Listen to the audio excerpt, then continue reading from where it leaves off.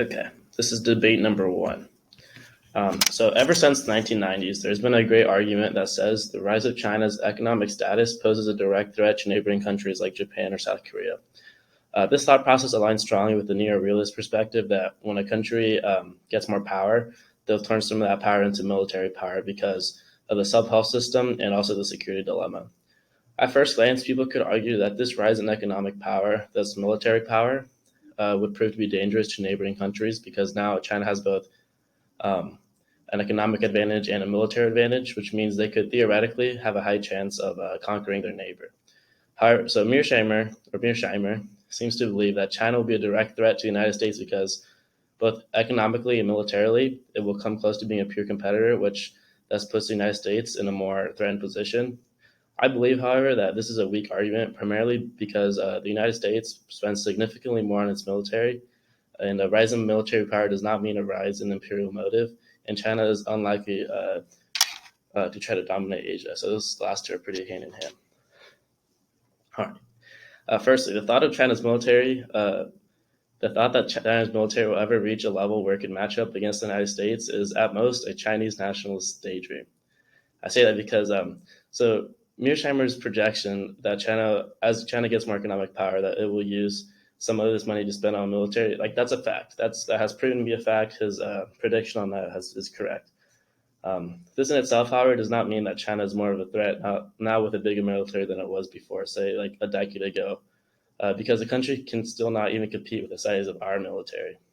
In 2021 or in 2020 alone, the United States spent $725 billion on its military, whereas China only spent, I say only, they spent $252 billion. This fact crushes the notion that China is even close to becoming a pure competitor of the United States because yearly we already spend so much more money than China does on its military. I think it's like 3 times the amount. Um, the more, where was I?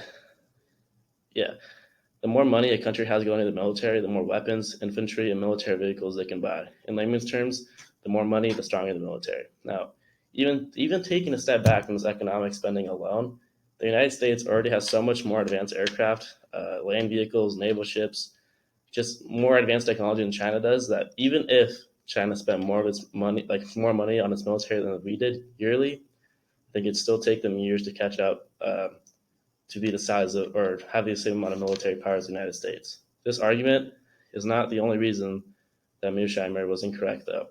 Mearsheimer also states that China will try to dominate Eastern Hemisphere the same way that the United States has, which is not totally correct. Okay, so Mearsheimer's train of thought was that China will use its expanding military to control more of the Middle East, which will thus create conflict with the United States because we will obviously not allow that and thus respond militarily. This notion, however, is incorrect in its projection that China will try to control Asia and fails to relate how military conflict in the Middle East proves to be a threat to the United States. Just because the United States has meddled um, with many countries in the Western Hemisphere, that does not mean that China will follow on the same path. The United States has staged coups and invaded many countries all over the world, but primarily because of the capitalistic nature of our country. I'm not going to go too into depth with this. It's just since we are very free market oriented and very capitalistic, that is what we tend to go into other countries because it's almost a requirement of capitalism to be imperial. Yeah, so in order for our system of government to survive, the United States must invade and assassinate leaders of other countries, again, for the natures of capitalism.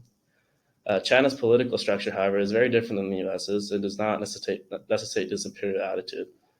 Um, Obviously, China was communist before, and now they're the PRC, which is People's Republic of China, which is more free market oriented, but they are still um, not as capitalistic as we are, thus not having the same motivations that we do. China's been able to grow immensely not only by economic reform that created more investment into its economic systems, however, but more importantly by its massive exports. So growth in military power does not immediately mean that a country will go out and conquer more land. Even if this were the case, however, and China did act like the U.S., trying to control more parts of Asia, that still doesn't show a threat to the survival of the United States. Also, controlling countries that are completely on the other side of the world does not mean that it does not like threaten the integrity of our nation. For example, the United States chose to leave Syria and Afghanistan in the war on terror against the Taliban and other terrorist groups. This military loss does not mean that the United States is now more threatened than terrorists in the Middle East, though. Like, I don't go to sleep at night and worry about a Taliban invasion or a ISIS invasion. A loss of control in the Middle East and other parts of Asia would follow a very similar path, I believe. So that about wraps up my argument. I understand the concept that a bigger military might threaten the United States, but just because you have a bigger military, I mean, firstly, China could try it all day long if they want. I don't think they'll ever reach the level of military that we are at or even come close. So I don't see that as a big threat. But I also don't believe that just because you have a bigger military, you're going to go out and invade other countries, because the motivations for a big military and what you want to do with your power are, you can't easily predict it. As Mearsheimer even puts in his own thing, yeah, he still tries to draw a conclusion that it's almost a fact that they will go out and take more countries. So that's my argument on why the threat of that is my argument on why the rise of China and the economic and military development is not a threat to the United States.